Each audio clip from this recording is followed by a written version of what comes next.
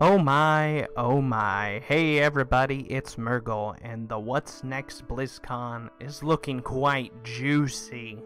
Anyways, there's more to come later tonight, but I'm happy to summarize the things we've seen thus far, and to quote a white girl, I can't even, so let's get into it. To begin, you might have saw the video I posted not too long ago about the confirmed vanilla servers coming to WoW. They gave no real release date, they said it'd be a while, but it's happening after all this time.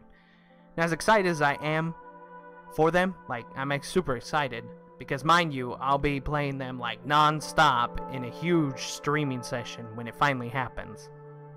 I do wonder why now of all times. I'm not complaining, but I really figured they wouldn't resort to creating vanilla servers till it was like a last-ditch effort to keep some subs around, you know? And again, not complaining, but it did seem like it was out of the blue announcement, though maybe it wasn't. I mean, people have been asking for a long time, so it finally is happening, guys. Vanilla servers. Oh, can't wait to see that happen, though. Anyways, let's get into the main game, or rather current WoW, and what we're to expect. So, it looks like there's all-out war between the factions as they come home from Argus. It's quite a shame, really. You'd think after joining together to defeat one of the strongest forces in the universe would instill a little more camaraderie, but I guess not. So we don't know which happens first, but the Alliance, along with their king, besieges Undercity, okay? Which is the expansion cinematic, and I'll roll that cinematic at the end of the video. But we know that Teldrassil burns, okay? It's on fire. And now I'm going to throw in a little speculation here. I know. But they didn't give us a lot of ideas at which happens first. Teldrassil burning or Undercity besiegement. So my speculation is that Teldrassil burns at the hands of Anduin, and I know that's crazy speculation, but we still don't know which 3 lies he's going to tell us, because if you remember the whispers from Il'gynoth, he says the boy king will tell 3 lies.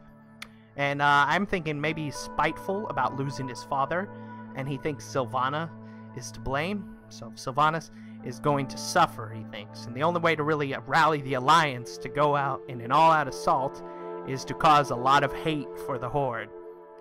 But, again, that's just my own speculation. They didn't give us any details, which, you know, I'm glad they don't. I can't wait to see him unveil later on, but if you want to see, you know, I can't wait for the story to unfold.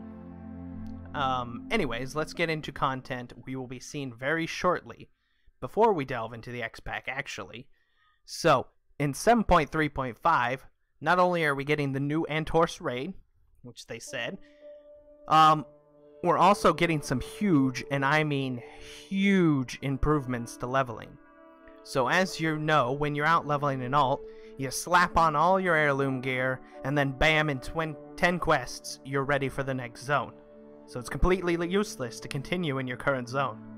Well, with this new update, they're going to add scaling that we see in the current X-Pack to all, and I mean all, of World of Warcraft.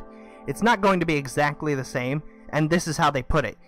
Each zone is going to have a cap, so that when you leave, let's say, Warlords, you don't come back and get smited by a wolf in Elwyn Forest. So, for example, Westfall can scale all the way from 1 to 60, but at 60, the monsters won't level any higher, and certain zones won't start till a later point. So, for example, they use Western Plaguelands. Obviously, if you wander there, the wildlife wrecked you upon seeing you, and they wanted it so it stayed that way to a certain point.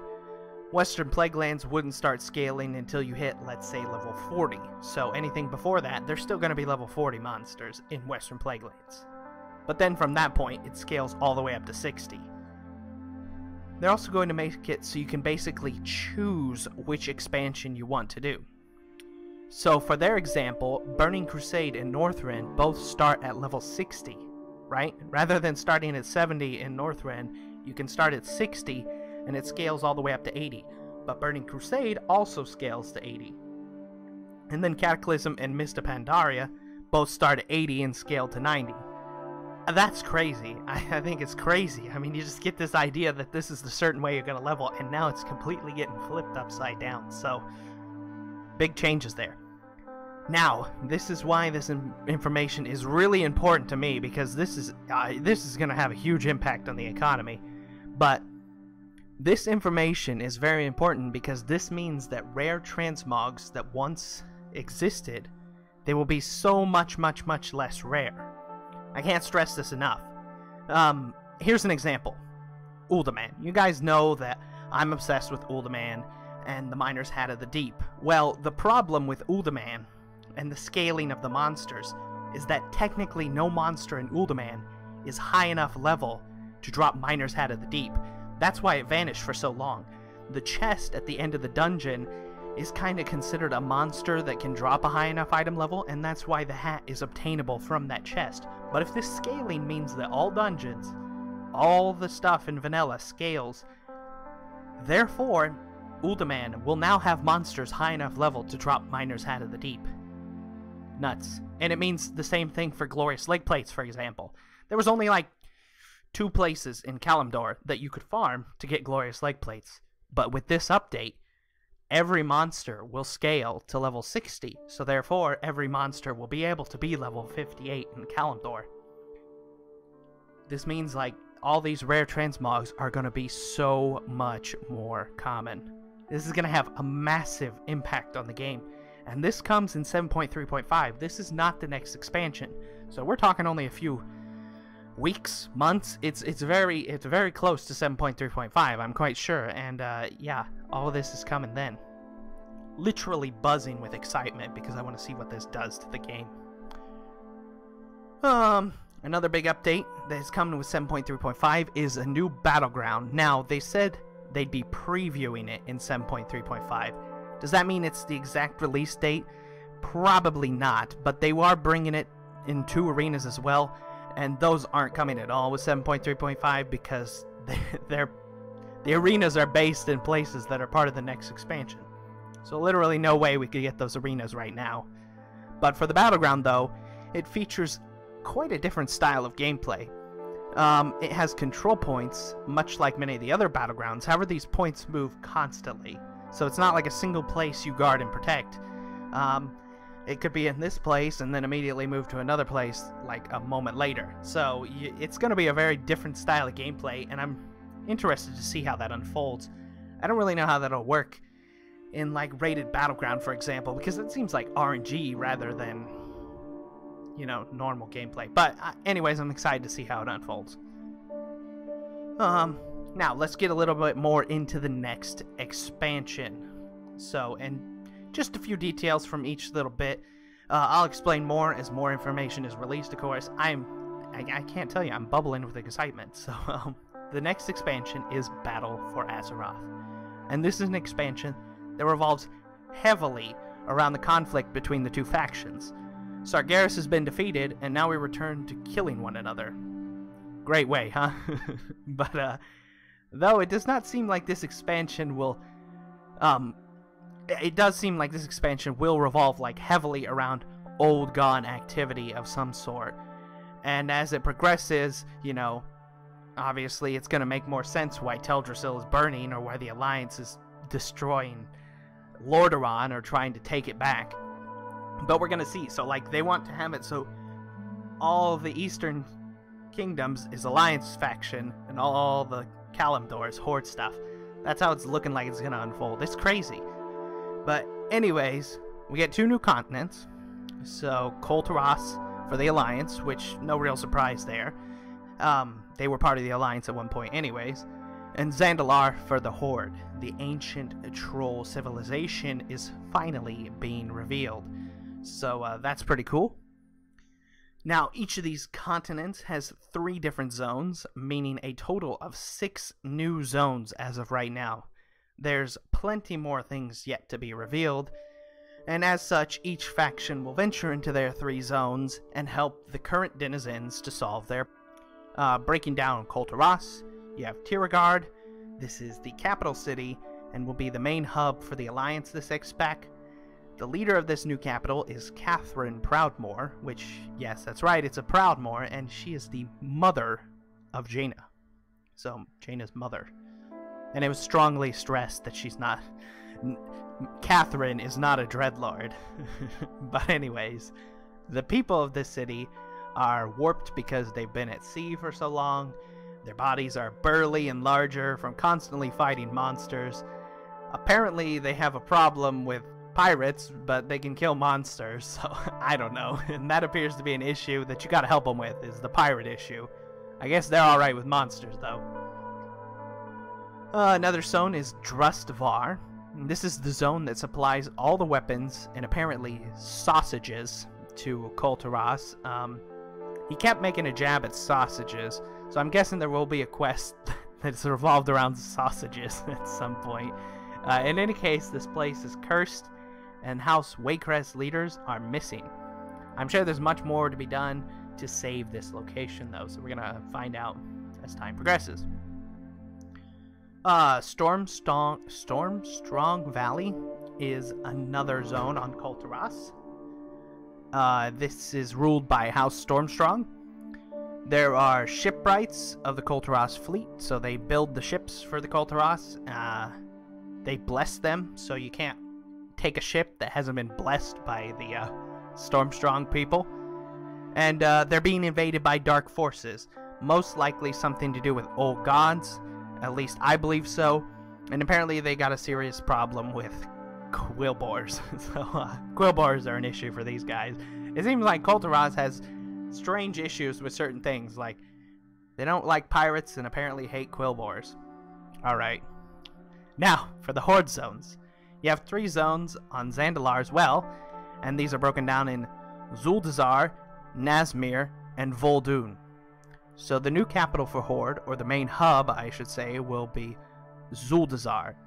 This is ruled by King Rastakhan, and apparently there is an uprising amongst the trolls that you will have to help them with. And after you have investigated, you stop blood troll invaders. So, the blood troll invaders are your issue in that zone. Another zone is Nazmir, which is a giant swamp. It is controlled by Loa, which are the gods of trolls, or at least they refer to them as gods. You uncover a bunch of Titan mysteries in this zone, and also it was mentioned that you would be able to get a frog mount if you befriend the frog god, which means a lot of exotic mounts are probably coming with this expansion. And don't worry, Alliance, you won't miss out on this, at least I don't think, and I'm hoping not, but I'll explain that in a little bit. And as for the final zone, you have Vol'dun.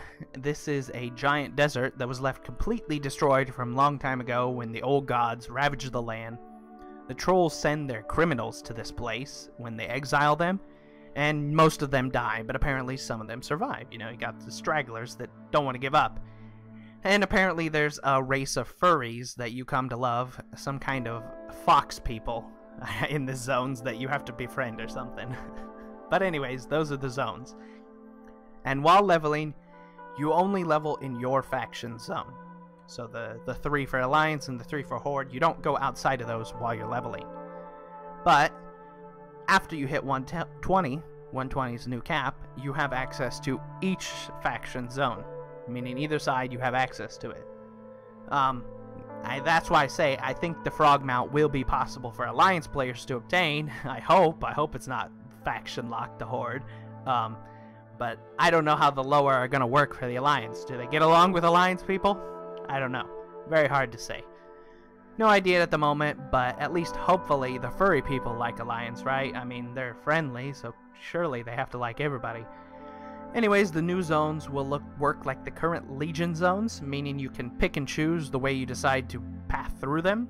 So if you decide you want to level in one zone one time and then a different zone the next time, it doesn't matter. They scale to your level, so you're okay choosing which way you go. And they're going to have a lot of storytelling as you level up to 120, so there's going to be some really big story arcs as you're leveling. Crazy stuff. The next thing that was announced, sub-races. Yes, the data mining info from about a week ago or so was right, except they actually missed 2 sub-races that are being added. So Horde are getting Nightborn, High Mountain Tauren, and Zandalari Trolls, while Alliance are getting Lightforged Draenei, Dark Iron Dwarves, and Void Elves. Now, you don't just get handed these, you have to actually go through the story that explains why or how these factions are finally banding together to join your faction. And after you complete these quest lines, then they are unlocked across your account, so you can start using them. They all have new racial effects, which surprised me, but I guess at the same time, maybe it didn't. You know, they are different races, technically, so they should have different racials, right? Now, when you start using them, there's two options for you. You can pay for a race change. It's completely an option. You know, you don't have to level a new one.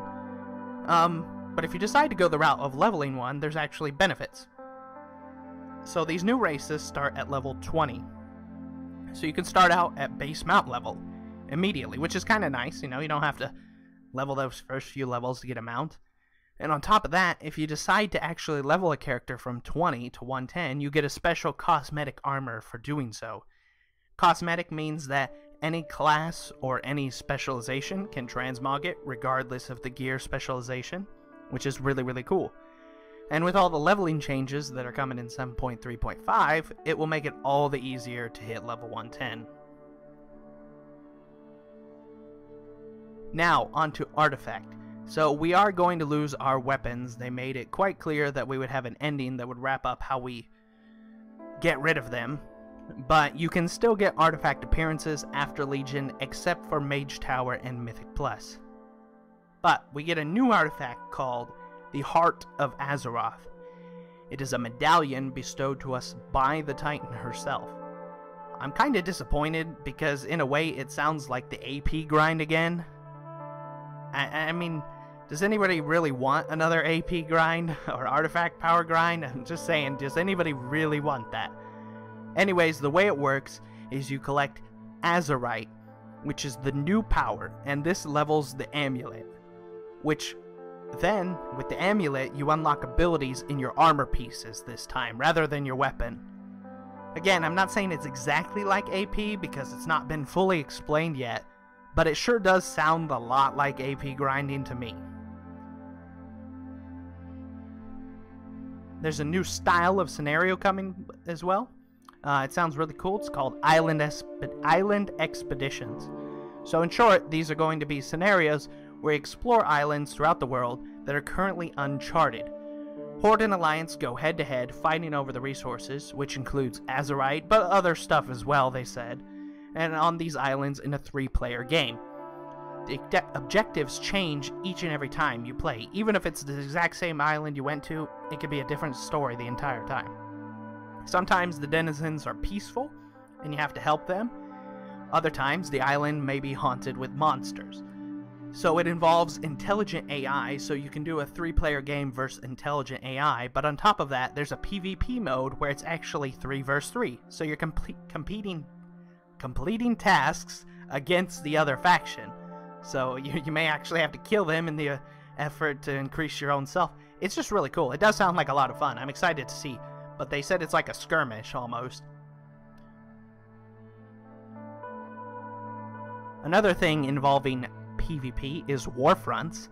This is going to be a new style of gameplay that is similar to the Warcraft RTS style, is the way they put it.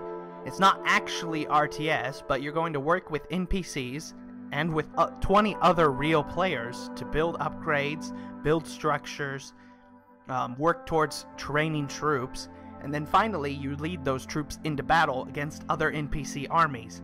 So more details to come on this, but it does sound like a lot of fun as somebody that really enjoyed Warcraft, so I don't know, I think that sounds cool. I can't wait to see what that actually leads to. Finally, one more thing on PvP. I know a bunch in a row about PvP, but it's crazy change to all servers. It's crazy. So rather than PvP and PvE servers, they're going to throw that out the window.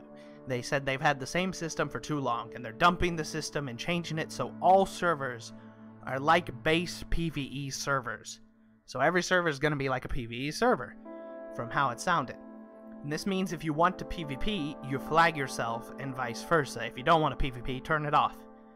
That way, it doesn't mean you have to play on a certain server for a certain style. So if your friends wanted to be on a PvP server and you just followed them, but you hate that, you don't have to PvP on that server. Now, you can flag PvP on, of course, but why would you do this? Well, it's to encourage world PvP, they said. Now you think to yourself, well, why would I flag it on though? It just seems like an inconvenience, but toggling PvP on is going to have a benefit. So you get a bonus for actually toggling it on. You get more XP, they said. You might get more XP or more reputation in a certain location. Just something to encourage you to have it on, so world PvP just happens. They want world PvP to happen, where you just gank somebody for no apparent reason. But it's just for the fun, and I liked world PvP. That's why I picked a PvP server, but mine was so heavily based on Alliance that I didn't even see Horde anyway, so I just got so accustomed to it, you know? And I think that's how a lot of people are. Anyways, I think it is pretty cool, and I can't wait to see how many servers grow as a result of it, because it won't really matter what server you're on anymore. And, yeah, I'm excited to see. Anyways, as for the other information, they're releasing 10 dungeons at the start of the expansion. While leveling, your faction has limits on which dungeons it can actually join. So you can only join X dungeons for Horde or X dungeons for Alliance. But at 120, everyone has access to either side's dungeons. So as soon as you hit max cap, it doesn't really matter. Mythic Keystones are sticking around, and I know that those were really well accepted. It's a really cool system, to be honest, and they aren't going anywhere. And we're going to have a raid revolving around Uldir. It's basically Ulduar, but Uldir, which is a Titan quarantine facility, as well as a raid with Queen Ajara. They didn't go into much detail about either of those because they didn't want to spoil anything, so only time will really tell us where that's headed. Anyways, this is just a brief, I know it's a pretty long video, but a brief summary. I'm happy to go into more detail as more stuff comes out because, again, I'm buzzing with excitement. I really, really am. So I can't wait to see more things that come out. I thank you for watching, though. I hope you enjoyed this. I will be playing the AZEROTH Battle for Azeroth cinematic after I'm done talking, and you're more than welcome to enjoy it yourself. Anyways, thank you for watching. Hope you enjoyed this, and I will see you again with more information real soon. Bye-bye.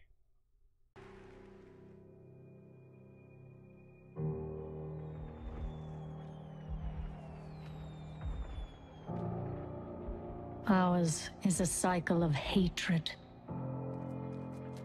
Alliances forged and broken. We have paid the price for sharing this world. And we have forgotten what makes us strong.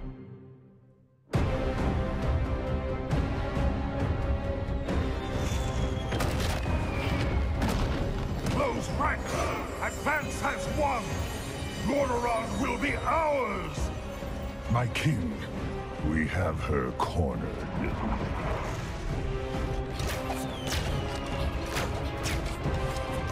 Keep firing!